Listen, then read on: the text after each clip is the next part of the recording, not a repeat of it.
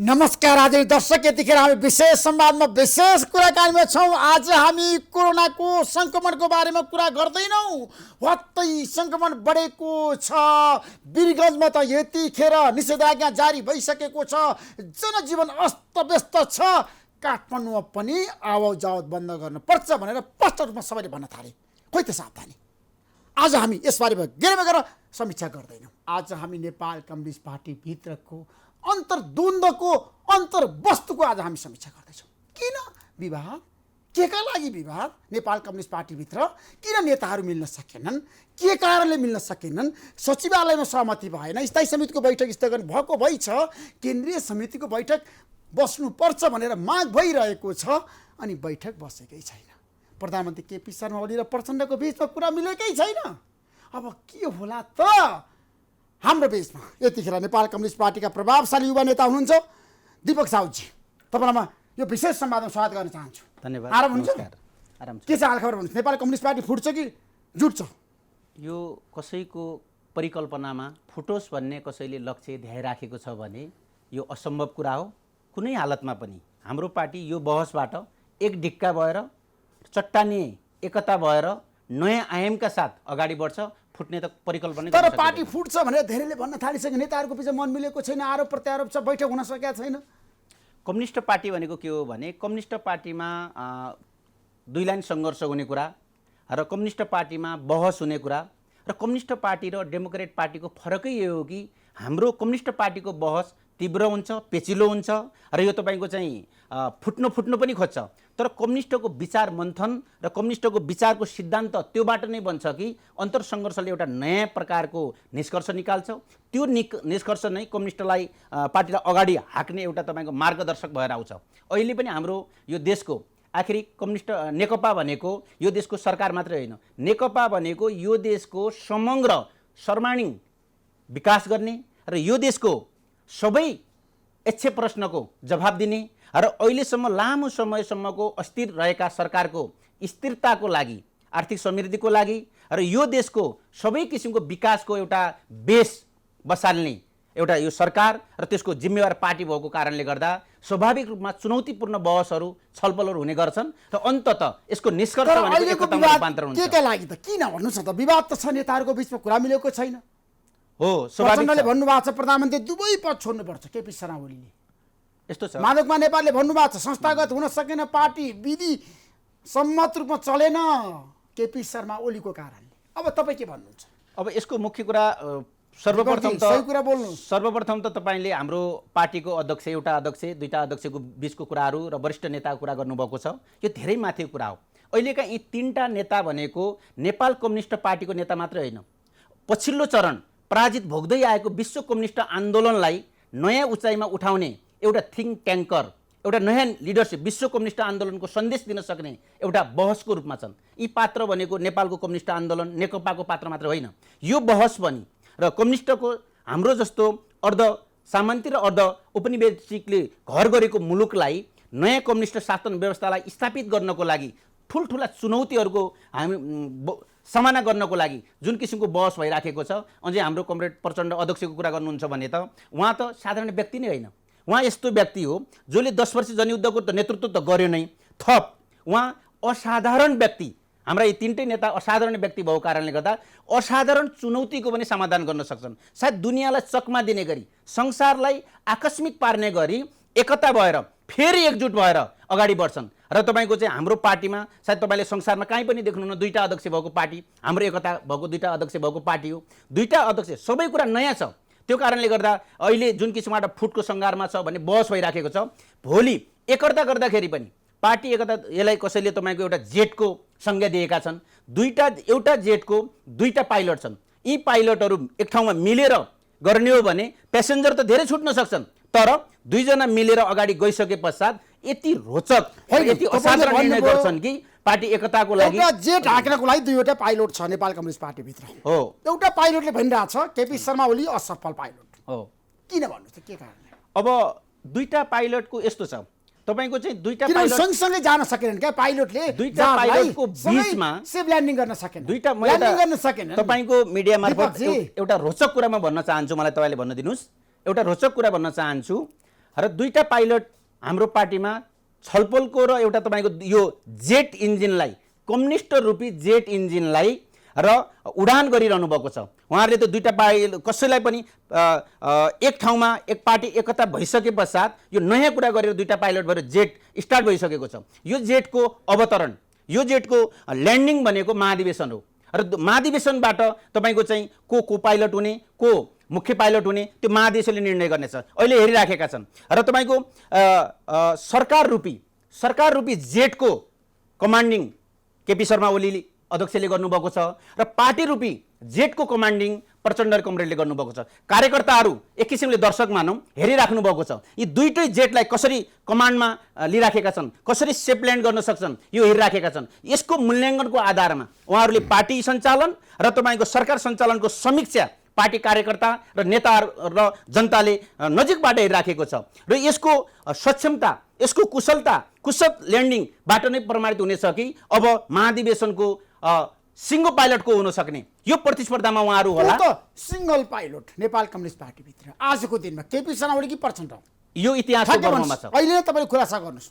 हाम्रो दुईटै नेता साझा आदर्श हो र तपाईँले यसरी पनि बुझ्न सकिन्छ कि विश्व कम्युनिस्ट आन्दोलनमा मार्क्स, लेनिन, माओ, स्टालिन लगायतका हाम्रा तपाईँको हामी फोटो राखेर एउटा मार्गदर्शकको रूपमा एउटा तपाईँको मार्ग कमान्डरको आधारमा हामीले चाहिँ मान्ने गरेका छौँ। विश्व कम्युनिस्ट आन्दोलनको रूपमा पनि म यो कुरा टुङ्ग्याउँछु, विश्व कम्युनिस्ट आन्दोलनको सूचीमा पनि हाम्रा नेताहरूको फोटो टाँच्ने बेला आएको छ। यसलाई स्थायित्व दियो र यसबाट नयाँ विचार बाटेर को मन्थन गरेर दुईटै नेता साझा नेता पनि हुन सक्छ र तपाईँको दुईटैको भूमिका अहम छ।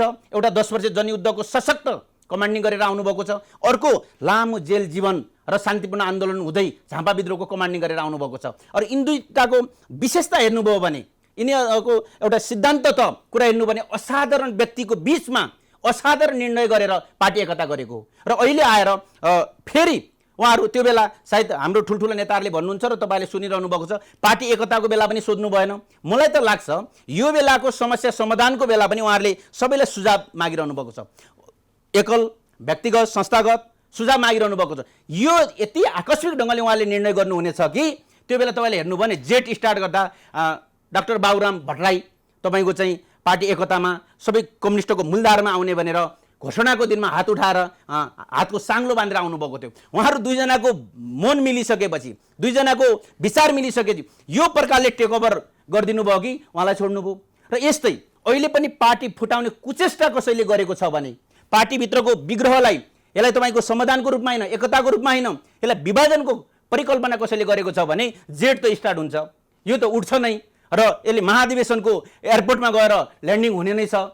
र यस्ता किसिमका सोच राख्ने मान्छे तपाईँले भन्नुभयो केपी शर्मा ओली र प्रचण्डमा तपाईँलाई मनपर्ने नेता चाहिँ केपी शर्मा ओली हो। यस्तो छ आजको दिनमा वर्तमान अवस्थाको कुरा तपाईँले सही कुरा बताउनुपर्छ है जनतालाई, क्लियर कट पार्नुहोस् न। अब म पूर्व माओवादीको जिल्लाको अध्यक्ष र तपाईँको एउटा जिम्मेवार र उहाँकै सिफारिसमा 70 को चुनाव लडिसकेको मान्छे, त्यो एउटा विरासत हो। तर ती दुईटै विरासतलाई परित्याग गरेर हाम्रो दुईटै अध्यक्षले साझा सहमतिमा के भन्नुभएको छ भने हामीले पछाडिको पुलहरू तोडिसकेका छौँ, भाँचिसकेको छ, हामीसँग ब्याकगियर छैन, अब हामीलाई अगाडिको विकल्प छैन भने त्यो साझा सम्झौताका साथ पार्टी एकता गरिसकेपछि अहिले म नेकपाको मान्छे हो। पूर्व म कुनै पार्टीको थिएँ होला, कुनै म व्यक्तिको मान्छे होइन, नेकपाको मान्छे। नेकपाको अध्यक्ष मान्छे हुनुहुन्थ्यो, अहिले केपी शर्मा ओलीको हुनुभयो। म नेकपाको मान्छे हो। पार्टी एकता हुनुपर्छ भने मत राख्ने मान्छे हो र पार्टी एकता भएर मात्रै हामीले यो देशको समस्या समाधान गर्न सक्छौँ, पार्टी कार्यकर्ताको मन जित्न सक्छौँ र विकास निर्माणदेखि आर्थिक समृद्धिदेखि सम्पन्न गर्न सक्छौँ। त्यसको लागि दुईटै पार्टीका अध्यक्षलाई हामीले एक ठाउँमा ल्याएर दुईटैका विचार मन्थन गरेर एउटा निष्कर्ष, एउटा साझा दस्तावेज बनाएर हामी अगाडि गएर एउटा कम्युनिस्टले नेपालबाट कम्युनिस्टको रातो झन्डा संसारभरि फैलाउने गरी संसारभरि यसको चाहिँ एउटा नमुना दिने गरी र तपाईँको नजिकै चाइनाले जुन किसिमबाट विश्वलाई कम्युनिस्ट व्यवस्था आइसकेको चुनौती दिएको छ, दोस्रो नेपालबाट हामी त्यो चुनौती दिनको लागि यिनीहरू सबैको नेताहरूको विचारलाई एक ठाउँमा ल्याउने र कम्युनिस्ट मात्रै त्यस्तो पार्टी हो जो पार्टीमा विचारबाट निष्कर्ष निस्किन्छ, निष्कर्षबाट र एउटा सङ्घर्षबाट निष्कर्ष निस्किन्छ। हाम्रो नेताहरू यति अपरिपक्व छन् मलाई जस्तो लाग्दैन। जति बाहिर व्याख्या गरिएको छ नेताहरू छ नि व्यक्ति स्वार्थमा लागे नि त, जनताहरू पीडामा छन्, अहिले समस्यामा छन्, स्वाभाविक कोरोनाको महामारी छ, स्वाभाविक राष्ट्रिय कुरा- विपत्तिमा छ, बाढी पहिरोको विचन्दा छ, तर तपाईँहरू सत्ताको लागि, स्वाभाविक कुरा के छ पदको लागि, भने कुर्सीको लागि, प्रधानमन्त्रीको लागि झगडा गरिरहनु भएको छ। स्वाभाविक कुरा के दीपक छ साहुजी, भने आज हाम्रो आरोपितको पार्टी समय हो झगडा। नेकपालाई धेरै प्रश्नहरू छन्। जनताले दिएको जनम्यान्डेट के हो भने लामो समयसम्म प्रजातान्त्रिक परिपाटीमा डेमोक्रेटहरूले शासन गरेको देशमा बेला बेलामा अल्पमतको सरकार त कम्युनिस्टको भए, तर अत्यन्तै लोकप्रिय एजेन्डाहरू आए र अत्यन्तै लोकप्रिय कार्ययोजनाहरू आए र त्यसको तपाईँको बजेटका पनि लोकप्रियता आए र अब यो पार्टीको नेतृत्वमा र 5 वर्ष स्थायी सहितको सरकार दियो भने उहाँहरूले देशलाई कहाँ पुर्याउनुहुन्छ भने जनताले हामीलाई झन्डै दोत्याइको म्यान्डेट दिएको छ। यो म्यान्डेटका प्रश्नहरू के छन् भने हामीलाई आज संसारले हेरिराखेको छ। नेपालले मात्र होइन, नेपाल जस्तो देशमा कम्युनिस्ट शासन सत्ता कसरी सञ्चालन गर्न सकिन्छ, यी प्रश्नहरू तपाईँले भने जस्ता छन्। शहीदका सपनाहरू र जनयुद्धका अपूर्णताहरू, सपनाका अपूर्णताहरू अहिले तपाईहरु झगडा गरेर बसिरहनु भएको छ नि त। झगडा होइन, यसलाई विचारको एउटा मन्थन हो। कसरी विचारको मन्थन अन्तर्सङ्घर्ष हुन्छ? हो। यो प्रधानमन्त्रीको अन्तर्सङ्घर्ष राजीनामा हो। माग्ने प्रचण्ड र माधव नेपाल झलनाथ खनालले, अनि तपाईँ विचारको मन्थन भन्नुहुन्छ? यस्तो हुन्छ, नेतृत्वमा तकरार छैन? नेताहरूको बीचमा दुई मत, हाम्रो पार्टीमा दस्तावेजको लागि, नयाँ कार्यदिशाको लागि र नयाँ सरकार परिचालनको संरचनाको लागि झगडा भएको छैन र यो विभेद भएको छैन। तर स्वाभाविक रूपमा लामो समयसम्म अस्थिर सरकार चल्दै जाँदा केही प्रभावहरू होला र नेताहरूलाई पनि, नेता पनि मान्छे हो, मान्छेमा सोच्दाखेरि कहिलेकाहीँ हरेक प्रकारका दृष्टिकोणले मान्छेले सोच्न सक्दछ। तर हाम्रा नेता मान्छेभित्रको पनि विशिष्ट क्षमता भएका, विशिष्ट रिस्क लिन सक्ने र तपाईँको चाहिँ दूरगामी महत्त्व राख्न सक्ने, फुटबाट पनि थुप्रै शिक्षा सिकेका र एकताबाट पनि नयाँ किसिमको तागत पैदा गर्न सकेका नेताहरूको अनुभवको नेतृत्वहरूको टोली छ। कम्युनिस्टको नेतृत्व जन्मिने पनि यस्तै प्रकारको अन्तरसङ्घर्षबाट, यस्तै प्रकारको बहसबाट, यस्तै प्रकारको जनताका प्रश्नलाई हल गर्ने प्रकारको नीति कार्यक्रम ल्याएर अहिले त कम्युनिस्ट पार्टीका नेताहरू त भ्रष्टाचार कसरी गर्न सकिन्छ, कसरी लुट्न सकिन्छ, कसरी कमाउन सकिन्छ भनेर लागेका छन् दिन रातै। अनि तपाईँ भन्नुहुन्छ यी प्रश्नहरू आएका छन्।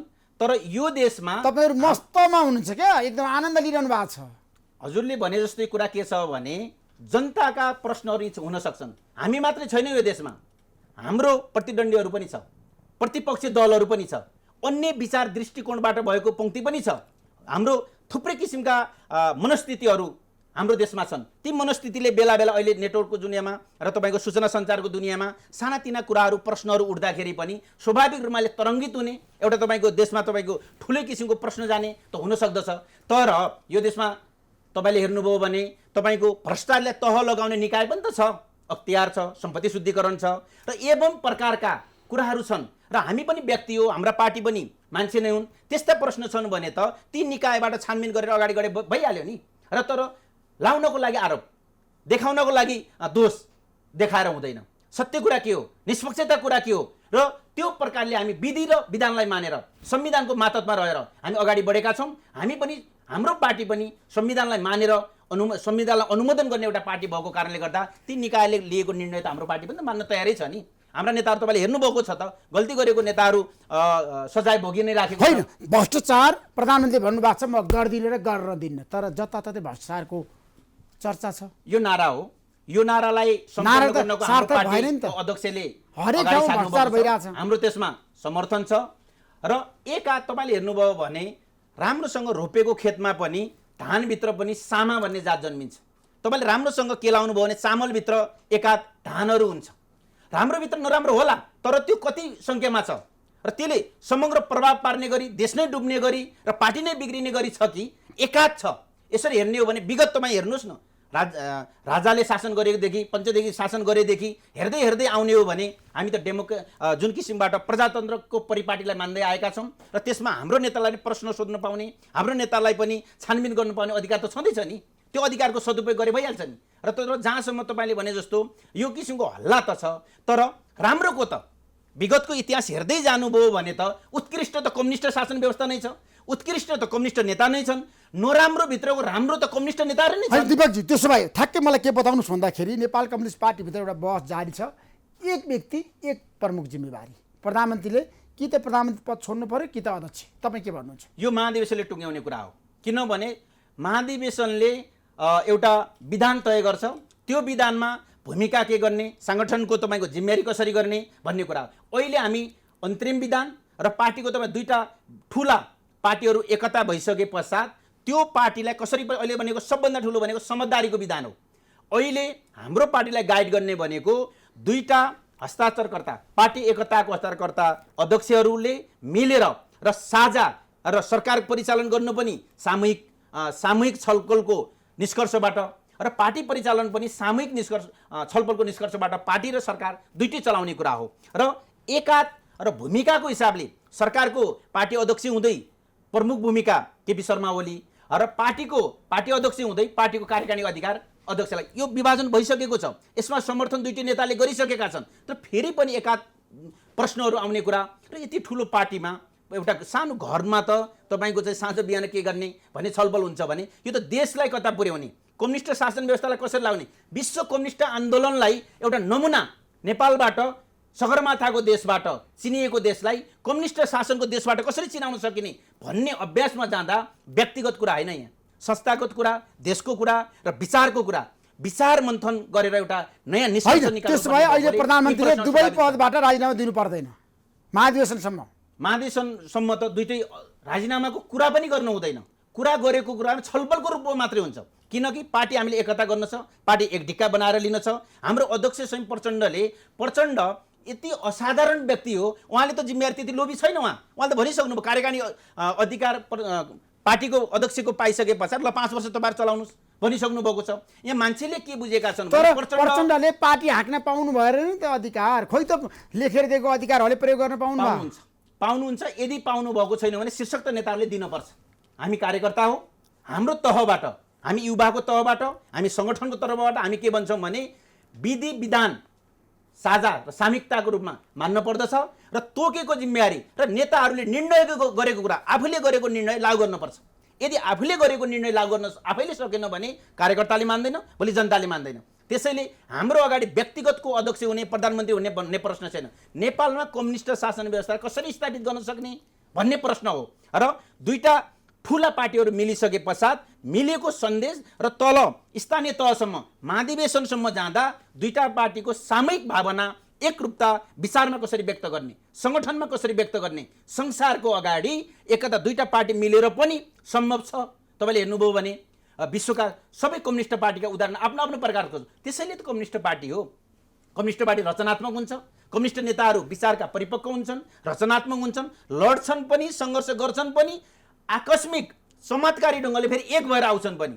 भोलि हाम्रो दुईटै अध्यक्षले फेरि यो कम्युनिस्ट रूपी जहाजलाई छलफलको रूपमा चलाउनु पर्छ भनेर हेर्दै जाने हो भने त पार्टी एकता भएले त कसैलाई सोध्नु भएको छैन। यो एकता पनि त्यही चमत्कारबाट आउनेछ र कुरा मिल्नेछ। र आज हाम्रो पार्टी अध्यक्ष कमरेड प्रचण्डले र तपाईँको एउटा लिखित प्रस्ताव दिएको भन्ने कुरा हामीले सुनेका छौँ, आदिका मिडियाबाट सुनिराखेका छौँ, नेताहरूबाट सुनिराखेका छौँ। मलाई लाग्छ यो त मिल्नेको नजिक गइसकेको छ र अब बाहिरबाट उस्काउट गर्ने, छलफल गर्ने, बसाल्नै प्रधानमन्त्री तयार हुनु न, स्थायी समिति कसरी कुरा मिल्छ? बैठक बढी भयो पार्टीमा। मेरो विचार भन्नुहुन्छ भने बैठक हुँदै पार्टी बिग्रिन खोजेको।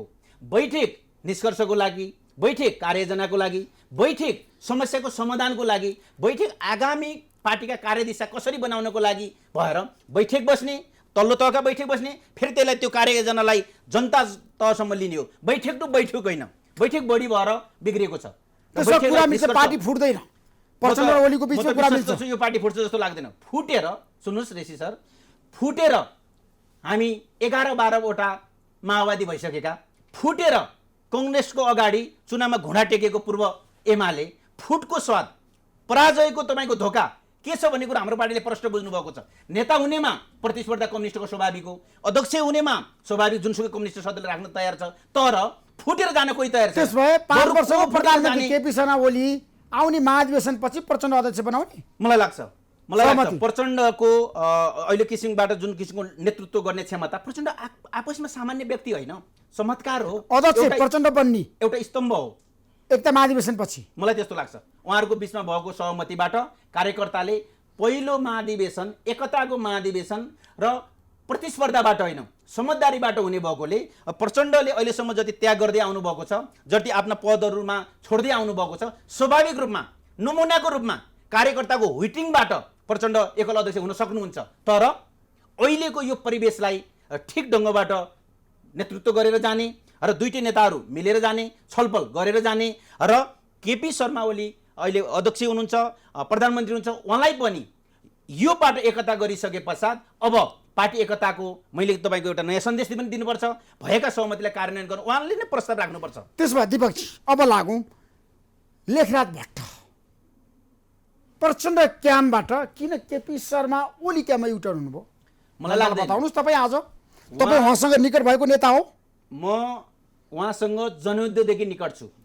उहाँ हाम्रो सुदूरपश्चिमको नेता हो। कसरी नेता हो? सुदूरपश्चिमको भीमरावल होइन, सुदूरपश्चिमको नेता प्रचण्डले भन्नुभयो होइन? पार्टी एकता भइसके पश्चात भीमरावल पनि सुदूरपश्चिमको नेता हो, अन्य पनि तहगत रूपमा नेताहरू हुनुहुन्छ, हामी पनि नेता छु। तर मेरो भनाइ के हो भने लेखराज भट्टको सन्दर्भमा तपाईँले कुरा सोधेको हुँदा र म 10 वर्ष जनयुद्धमा उहाँसँगै हुँदाखेरि मेरो व्यक्तिगत कुरा गर्नुहुन्छ भने म संस्थालाई, संस्थापन पक्षलाई साथ दिँदै आएको। पार्टी फुटमा पनि म कतै गइन, कुनै पार्टी फुटेको पार्टीमा गइन, संस्थापन पक्षलाई म सहयोग गर्दै आएको। संस्थापन पार्टीको पार्टी अध्यक्ष प्रचण्ड र सुदूरपश्चिमको पूर्व माओवादीको नेता लेखराज भट्ट, सुदूरपश्चिमको नेताको कमान्डरको अहिले लेखराज भट्टको भीमरावल। म पहिलेको कुरा म टुङ्ग्याउन चाहन्छु तपाईँको लोकप्रिय टेलिभिजन मार्फत। लेखराज भट्ट देख्न अति सरल र अडानमा यति अडिक। तपाईँले हेर्नुभयो भने म 2-3टा जनयुद्धको कुरा लिन्छु। हाम्रो पार्टीले संहिताको नारा अगाडि सारिसके पश्चात कैलाली र कञ्चनपुर र तपाईँको थारुवानमा हुनुपर्छ भन्ने पार्टीले निर्णय गर्दा लेखराज भट्ट त्यो बेला डाङडुङको मिटिङमा उहाँले के भन्नुभएको थियो अरे भने यो यसमा मेरो असहमति छ। तपाईँ हेर्दै जाँदा उहाँले लिएको अडान हेर्दै हेर्दै जाँदा आखिरी पार्टी संविधान बनिसके पश्चात पनि झापा हुँदै र तपाईँको सेती महाकालीका कैलाली र कञ्चनपुरलाई अखण्ड नै राख्न सफल हुनुभयो। त्यो बेला उहाँ सिङ्गल हुनुहुन्थ्यो। मैले 7 देखि रिपोर्टर्स नेपालमा अन्तर्क्रिया गरे, त्यतिखेर तपाईँलाई याद छ? म 2टा कुरा अरू भन्न चाहन्छु। लेखराज भट्टलाई मैले त्यतिखेर बोलाएर हो, त्यो इतिहास साँची छ। र थप तपाईँले उहाँले लिएका कुराहरू जुन अडान छन्, सुदूरपश्चिमका इच्छे प्रश्नमा लेखराज भट्ट सरल स्वभावले अडान लिने व्यक्ति हो। र तपाईँको चाहिँ विकास निर्माणको कुरा होस् र सुदूरपश्चिमका लेखराज भट्ट मात्रै यस्तो व्यक्ति छ जो पार्टीभन्दा माथि उठेर बरु पार्टीमै आलोचना हुन्थ्यो, उहाँहरू त बाहिरका मान्छेलाई बढी मन पराउनुहुन्छ, उहाँलाई आलोचना यो हो। र सुदूरपश्चिम अहिले मान्छे भन्छन् लेखराज भट्ट पछाडि कोही छैन। मलाई अचम्म के लाग्छ भने लेखराज भट्ट 4 पटक मन्त्री हुनुभयो। प्रचण्डले लामो समयसम्म अधिकार प्रतियोजन गरेर सुदूरपश्चिमको एकल नेतृत्व छानेको व्यक्तिसँग मान्छे छैन भने मान्छे कोसँग छ? अध्यक्षको पनि केही गुण, अध्यक्षको अधिकारको प्रतियोजन कसै व्यक्तिलाई भएको भने लेखराज भट्टलाई भएको। तर अहिले त लेखराज भट्टले प्रचण्डलाई धोका दिनुभयो नि त। यसलाई धोका मान्नु हुँदैन। तपाईँले मेरो निष्पक्ष कुरा गर्ने हो भने अहिले पार्टीमा 2 लाइन पार्टीका 2टा दस्तावेज आएका छैन, 2टा विचारहरू आएका छैन, महाधिवेशनको तयारी भएको छैन, महाधिवेशनमा हामी छैनौँ। लेखराज भट्टको कारणले कतै म एउटा रिमेम्बर गर्न चाहन्छु र तपाईँको लोकप्रिय टेलिभिजन मार्फत भन्न चाहन्छु कि उहाँले संहिताको विषयमा सुदूरपश्चिमको अडान लिए जस्तै अहिले जो एकताको पक्षमा अडान लिनुभएको छ, भोलि पार्टी एकता भयो भने हिरो लेखराज भट्ट हुने कि नहुने, यो तपाईँको लोकप्रिय टेलिभिजन मार्फत भन्न चाहन्छु। पार्टी फुट्दैन। भोलि लेखराज भट्ट जस्ता थुप्रै नेताहरूले पार्टी एकताको पक्षमा पहल गरेको कारणले पार्टी एकता हुन सक्दछ। र सुदूरपश्चिमको सन्दर्भमा तपाईँलाई भन्न चाहन्छु 10 वर्ष जनयुद्धमा थुप्रै किसिमका नेताहरूले सुदूरपश्चिममा इन्चार्जसिप गर्नुभएको छ। लेखराज भट्टले त एक्सेप्ट गरेर स्वीकारेर सहज ढङ्गबाट सहयोग गर्नुभएको छ। जहाँ जनार्दन शर्मा जस्ता एउटा विलक्षण प्रतिभा भएका व्यक्तिले पनि त्यहाँ नेतृत्व गर्नुभयो, उहाँहरू मिलेर काम गर्नुभयो। बरु त्यो बेला बाहिरका मान्छे आएर रुकुमेली साम्राज्यवाद भन्ने मान्छेहरूको अहिले रोइलो देख्दा म अचम्म लागिराखेको छ। उहाँ त सबैसँग मिलेर जाने सरल स्वभावको व्यक्ति। खै तपाईँले भन्नुभयो लेखराज भट्ट सर्वस्वीकारी नेता हो सुदूरपश्चिमको, के भन्नुहोस् तपाईँको तर्क? लेखराज भट्ट र तपाईँले भीमरावल 2टाको बिचमा सोध्न चाहनु भएको छ भने 2टा फरक विचारधारा, 2टा फरक ब्याकग्राउन्ड, 2टा फरक क्षमता र 2टा फरक र एउटा तपाईँको चाहिँ लिडरसिपको चेतनाको हिसाबले पनि चिज फरक हो। तर पार्टी एकता भइसके पश्चात थुप्रै ठाउँमा यो टुङ्गो त इतिहासको गर्वमा छ। महाधिवेशनले टुङ्ग्याउला नि त, जनताले टुङ्ग्याउला, पार्टी नेताले टुङ्ग्याउला। अहिले एकजना सरकारको नेतृत्व गरिरहनु भएको छ, सुदूरपश्चिमको हकमा मन्त्री हुनुहुन्छ, एकजना पार्टीको इन्चार्जसिप गरिरहनु भएको छ। यो तुलनाको कुरै होइन, तुलना गर्ने होइन कि बरु एक अर्काका क्षमता र प्रतिभा के हुन् म भन्न सक्छु। तर सिनियर जुनियर तुलना त सुरु भइसक्यो त सुदूरपश्चिममा। ज्योतिषको पात्रोमा भने जस्तो म उहाँहरूको नेताको सिनियरिटी छुट्याउने कुनै मजबुती छैन। होइन, म मात्र के तर मात्र पनि भन्न सक्छु सुन्नु भने भएको छ, सुन्नु, जिम्मेवारीको हिसाबले होइन, जिम्मेवारीको हिसाबले भूमिका छ। फरक भूमिका छ। फरक चाहिँ तर एउटा बाहिर सुन्नुहोस् है, एउटा तर्क छ। प्रचण्ड सुदूरपश्चिम जानुभयो र उहाँले स्पष्ट रूपमा भन्नुभयो आगामी नेता भीमराव आउलो अब सुदूरपश्चिमको। त्यो हाई लेभलको कुरा हो। अध्यक्ष कमरेडले त्यो भन्नुभयो, हामी पनि त्यो मिटिङमा छु। तर हामीले के भनेका छौँ भने प्रसङ्ग सन्दर्भले त्यो भनेको कारण ल अहिले तपाईँले त्यो भनेको कारणले गर्दा लेखराज भट्ट प्रचण्ड क्याम्पबाट बाहिरिनु भयो। थुप्रैवाला उहाँका आफ्ना मनोविज्ञान छन्। सुदूरपश्चिममा अरू प्रदेशमा लामो समयसम्म स्थानीय नेतृत्व इन्चार्जसिप हुन पाउने अधिकार भयो र मेरो लामो समयसम्म म सहेर पनि बसेँ, पार्टी अध्यक्षका आदेशलाई पालना गरेर बसेँ र तपाईँको चाहिँ मैले जहिले पनि पीडा नै खाएँ। तर अहिले पनि प्रचण्डबाट उहाँ बाहिर छैन। प्रचण्डको एकताको एजेन्डा लिँदा कोही अर्को गुटमा जाने हुन्छ र? बरु गुट भत्काउने एजेन्डा पो भयो त। गुट भत्काएर सब एक ठाउँमा आउँ, एकता गरेर जाउँ, पार्टीलाई एक ढिक्का पारौँ भन्ने व्यक्तिले क्याम्प चेन्ज कसरी तर लेखराज भट्टसँग आज कतिजना छ सुदूरपश्चिम प्रदेशमा? कतिजना संख्याको केन्द्रीय सदस्य छ, हिसाबले कतिजना सांसद मलाई बताउनुहोस् तपाईँ। संख्याको हिसाबले भन्ने हो भने पार्टी एकता विरोधी को छ भन्नुहोस् न। त्यसो भए होइन, त्यो कुरा ल, मलाई यो भन्नुहोस् कि आज लेखराज भीमरावको पार्टी पक्षमा एकताको कतिजना पक्षमा सांसद बोल्नुभएको छ, छ। लेखराज भट्टको नाममा कतिजना सांसद छ बताउनुहोस् न तपाईँ। लेखराज भट्ट खगराजीले भन्नुभएको छ भीमरावको पक्षमा सबै छन्, त्यहाँ सुदूरपश्चिममा लेखराज भट्टको समर्थक कम छ। मलाई यो कुरा भन्नुहोस् कि उहाँले यही कार्यक्रम आएर आज भन्नुभएको पार्टी छ फुटाउनेमा जनता जान चाहन्छन्। पार्टी विभाजन गर्नेमा कसले कमान्ड गरेछ मलाई यो भनिदिनुहोस् न। लेखराज भट्टले पार्टी एकता कुरा गर्नु छ। पार्टी एक हुनुपर्छ भन्ने जति सुदूरपश्चिमका सबै लेखराजसँगै छन् नि। पार्टी फुटाउने कसले गरेछ कमान्ड? मलाई यस्तो लाग्दैन। होइन, खगराज भट्टले यही कार्यक्रम आएर भन्नुभयो लेखराज भट्टले राम्रो काम गर्न सक्नु भएन। व्यक्तिगत रूपमा खगराज भट्ट पनि एउटा नेता हो, उहाँ पनि नेता हुनुहुन्छ। खगराज भट्टले के भन्नुभयो त्यो मेरो कुरा होइन। पार्टी बहसको बेला, छलफलको बेला नेताहरूले आफ्नो विमर्श, आफ्ना सुझावहरू, आफ्ना धारणाहरू राख्नु पर्ने अधिकार छ। तर पार्टी उहाँले पार्टी आज मात्रै पनि उहाँ एउटा छलफलमा हुनुहुन्थ्यो, छलफल हामीले सुन्यौँ। उहाँको के छ भने म प्रचण्डको क्याम्प छोडेर केपीको क्याम्पमा गएको छैन। मैले दुईटै अध्यक्षले पार्टी एकताको बेला गरेका घोषणा, पार्टी एकताको बेला गरेका योजनालाई कार्यान्वयन गर्नुपर्छ भन्ने दृढ उभिएको छु। लेखराज भट्ट यस्तो 36 साल जस्तो उभिन्छ देख्दा सामान्य भए पनि र उहाँले लिएका निर्णयहरू कहीँ इतिहासमा पुष्टि भएको मैले देखेका छौँ। सुदूरपश्चिमको सवालमा तपाईँको कैलालीमा शान्ति भइसकेपछि पनि आन्दोलन भयो, तपाईँले हेर्नुभएको छ। म पनि त्यो 18 महिने बालकको एउटा पीडित बालकको परिवारको मान्छे हो र एसएसपी लगायतका घटना घटे र यति सहन ढङ्गबाट उहाँले गम्भीर रूपले कुरा बुझिरहनु भएको छ र हेरिरहनु भएको छ। कर्णाली पारी अहिले त यो एजेन्डाले देश र मलाई एउटा गर्व कहाँनिर लाग्यो भने लेखराज भट्ट जस्तो मान्छेले यो एजेन्डामा यसरी अडिगुनु होला मलाई पनि आकस्मिक परे। तर उहाँले सुदूरपश्चिमको सवालमा त जहिले पनि उहाँले अखण्डै भनाइ पाउनुभयो। सुदूरपश्चिमको सवालमा जहिले पनि उहाँ चाहिँ पार्टीको विरुद्धमा पनि लड्न तयार हुनुभयो र सबैसँग सङ्घर्ष गर्न तयार हुनुभयो। तर अहिले पार्टी एक ढिक्का बनाउने लेखराजको त हाइट बढिराखेको मैले देख्छु। भोलि प्रचण्ड कमरेडले पनि पार्टी एकता भयो भने र पार्टी रहिराख्यो भने ठुलो पार्टीको एकल अध्यक्ष हुने अधिकार त जो अहिले पार्टी एकतामा लडेका छन्, पार्टी एकताको लागि अडान लिएका छन्, त्यही व्यक्ति पार्टी जोगियो भने र यो सबैभन्दा बढी फाइदा तपाईँ लेखराज भट्टको यसरी चाकडी गरिरहनु भएको छ कि तपाईँले के पाउनु भएको छ म आर्थिक रूपमा? म तपाईँको टेलिभिजन मार्फत भन्न चाहन्छु कि लेखराज भट्टको रचनात्मक रूपमा आलोचना गर्ने व्यक्ति हुँ। तर मैले उहाँले लिएका उहाँका श्रृङ्खला, उहाँले लिएका एजेन्डा, उहाँले गरेका कार्यजना, सुदूरपश्चिमका लिएका 100 प्रश्नको बारेमा लिएका अडानले गर्दा म यसरी गरेँ कि अहिले पार्टी एकताको पक्षमा अडान लिएको कारणले गर्दा म केपी कमरेडलाई पनि भेटेको छैन, मैले अरू कुनै नेतालाई भेटेको छैन।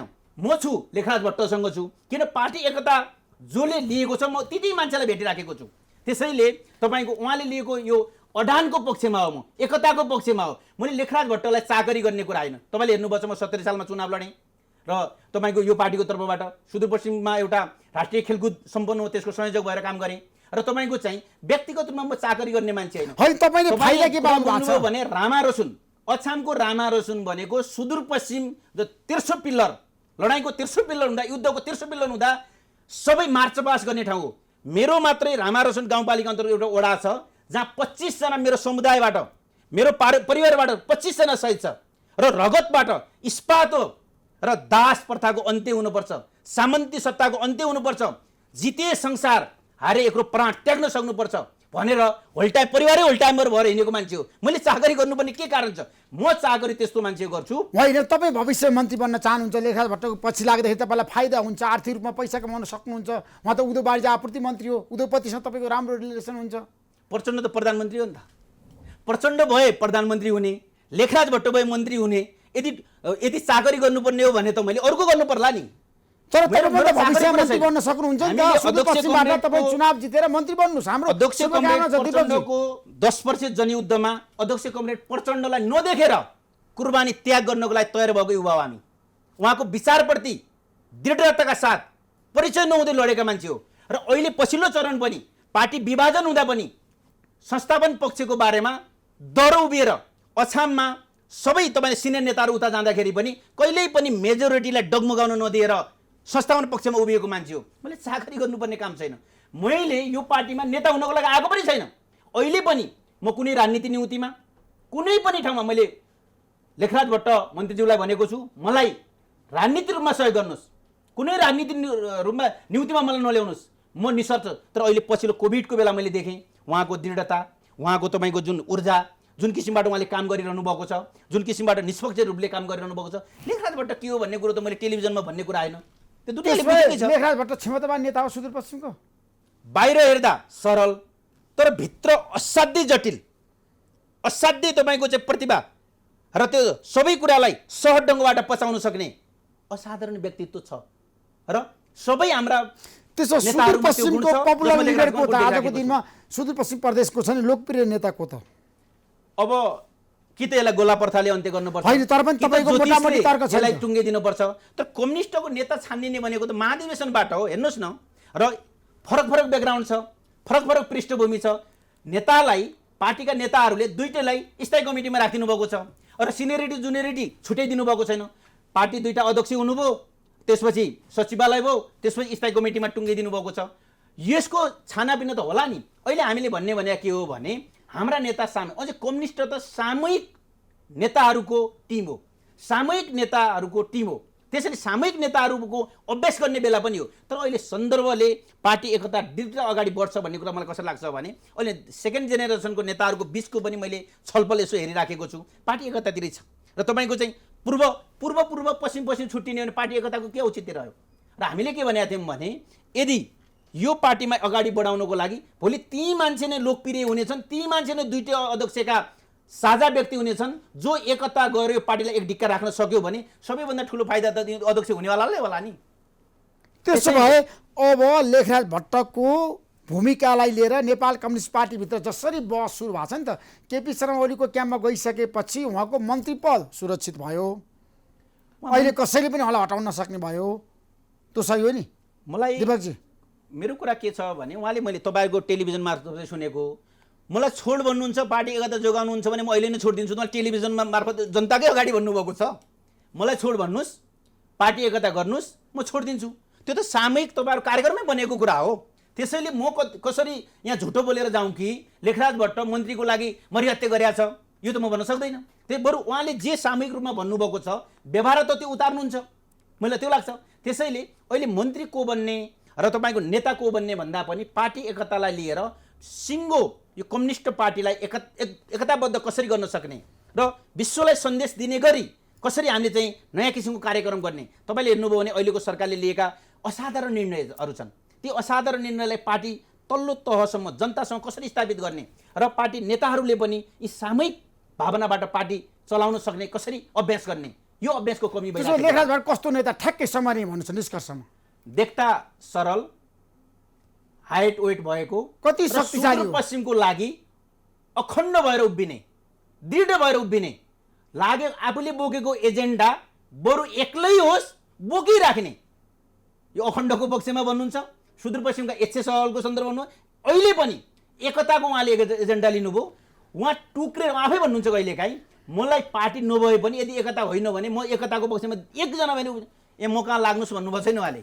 त्यसो भए मन्त्रीको रूपमा तपाईँलाई थाहा छ अहिले उहाँले गरेको काम एकदम राम्रो छ त? राज्यमन्त्री मोतीलाल दुगर पनि त्यही मन्त्रालयमा हुनुहुन्छ होइन? हो, राज्यमन्त्री हुनुहुन्छ। राज्यमन्त्री र फुल मन्त्रीको बिचमा राम्रो सम्बन्ध छ? यस्तो छ, ठ्याक्कै भन्नुहोस् तपाईँ। मलाई त राम्रै छ जस्तो लाग्छ। म मन्त्रालयको कुनै पनि आधिकारिक तर तपाईँ आजको दिनमा लेखराज भट्टको पक्षधर भएको नाताले मैले भोलिन्टियरी रूपमा स्वयंसेवकी रूपमा मैले समर्थन र सहयोग गरिराखेको छु। म त्यो सहयोग कुनै पनि आधिकारिक टिममा छैन।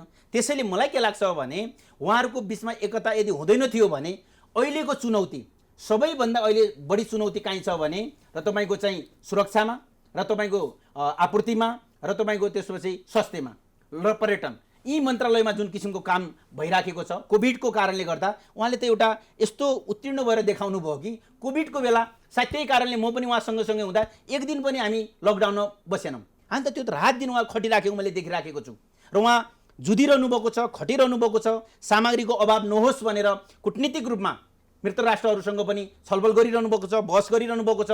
अपूर्णता देखिएको छैन। हामीले हेर्ने त यही त हो नि, बाहिरी कुरा त यही नै हो र भित्री कुरा मिलेको नमिलेको आइडिया छैन। यो राज्य मन्त्री र फुल मन्त्रीको बिचमा राम्रो सम्बन्ध छ, राम्रो एकता देख्छु। लेखराज भट्ट र मोतीलाल दुवर्को बिचमा राम्रो एकता भइराखेको छ। त्यसो भए मन्त्रालय भ्रष्टाचार भएको छैन मलाई लाग्दैन, किनभने बाहिर चर्चा सुरु भएको छ है। भ्रष्टाचारलाई उद्योग वाणिज्य आपूर्ति मन्त्रालय भ्रष्टाचार हुन थाल्यो। भ्रष्टाचारलाई छानबिन गर्ने निकाय छ र तपाईँको चाहिँ सम्पत्तिलाई छानबिन गर्ने निकाय छ र भ्रष्टाचार भयो भने तपाईँ जस्तो जबरजस्त मिडियाले ल्याइहाल्नुहुन्छ नि। यो ठाउँमा यो विभागमा यो तस्करबाट यो भयो भनेर तपाईँ त ल्याइहाल्नुहुन्छ नि। खबर तपाईँले त सिधा कुरा भनेर ल्याइहाल्नुहुन्छ त। सिधा कुरा कसैलाई राख्नुहुन्छ र? तपाईँ त यति निडर यो मिडियालाई जसरी हाइलाइट गर्नुभएको छ, तपाईँले आफ्नो पहुँच बनाउनु भएको छ, ल्याइहाल्नुहुन्छ नि। भ्रष्टाचारलाई तानिहाल्नुहुन्छ त तपाईँ। तपाईँ नै भनिदिनुहोस् बरु कुन ठाउँमा भ्रष्टाचार भएको छ भने आजको दिनमा त सूचना सञ्चारको हक त त्यो छ। त्यसैले मलाई लाग्दैन कि यो भ्रष्टाचार त्यहाँ भइरहेको छ। सुदूरपश्चिमबाट अहिलेसम्म 3 जना मान्छे प्रधानमन्त्री भए होइन? हो। लोकेन्द्र बहादुर चन्द, शेरबहादुर देउवा 4 पटक बन्नुभयो। हो। अरू को भए? तपाईको चाहिँ पहिले कङ्ग्रेसबाटै नै तपाईको चाहिँ हाम्रो केआई सिंह हुनुभयो। 3 जना प्रधानमन्त्री भए। सुदूरपश्चिमबाट 3 जना प्रधानमन्त्री भए। अब प्रधानमन्त्री हुने पालो कसको? यस्तो छ, लेखराज भट्टको कि भीम रावलको? पहिलो कुरा त प्रधानमन्त्री हुनको लागि यो पार्टी एकता राख्नु पर्यो। यदि यो पार्टी विभाजन भयो भने बरु कङ्ग्रेसको प्रधानमन्त्री कसको हुने भनेपछि सुहाउँछ। तोडमोड भयो भने एक प्रधानमन्त्री हुनको लागि यो पार्टी एकतामा राख्नु पर्यो। हैन, पार्टी एकता जसले एक ढिक्का भएर पार्टी एकता गर्छ भने शीर्षक त नेताहरू हुनुहुन्छ। शीर्षक त नेताहरू हुनुहुन्छ र नेताहरूको टिम छ, लिडरसिपहरूको जुन किसिमबाट सोच जसले कमान्ड गर्छ र त्यो त तपाईँको चाहिँ इतिहासको गर्वको कुरा मैले त ज्योतिष जस्तो भन्न सक्दिनँ। किनभने राजनीति भनेको लेखराज भट्ट प्रधानमन्त्री बन्न सक्नुहुन्छ? नबन्नु पनि कारण छैन, सबै बन्न सक्नुहुन्छ। किनभने सुदूरपश्चिमबाट मात्रै प्रधानमन्त्री भन्ने त हुँदैन। देशैभरिबाट जसले नेतृत्व गर्न सक्नुभयो बन्न सक्नुहुन्छ। अथवा यो व्यवस्था नै रहेन भने बाहिरबाट पनि त बन्न सक्नुहुन्छ। राजनीति भने त सम्भावनाको खेल हो।